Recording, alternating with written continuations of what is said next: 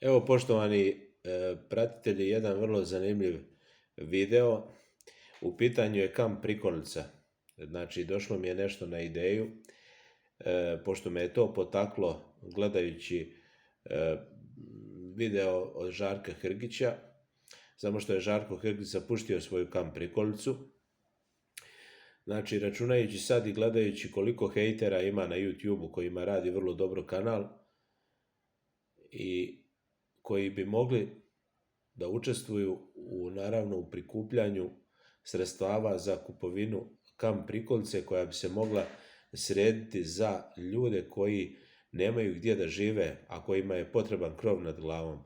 Naravno, ja ne želim da meni niko bilo šta uplaćuje na moj kanal od tih stvari. Ovo je samo prijedlog i ideja.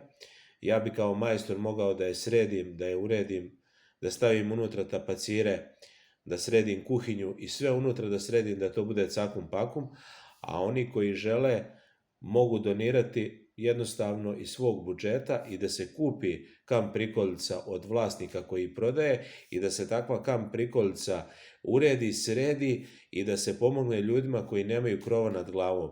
Mislim da je to dobro djelo i mislim da bi to potaklo i druge youtubere. Danas ima dosta ljudi koji nemaju gdje da žive i koji su pod vedrim nebom. A mislim da bi bilo dobro napraviti u životu dobro djelo prema takvim ljudima. Ja ne tražim nikakav novac za to i želio bi da uložim svoj rad i svoje znanje da to sredim.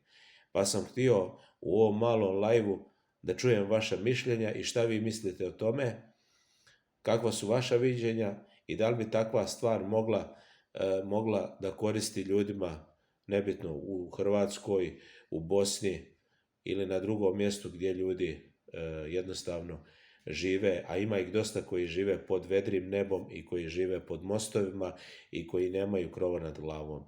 Mislim da dobro djelo, to je plemenito da čovjek to napravi i eto, volio bih da čujem vaša mišljenja.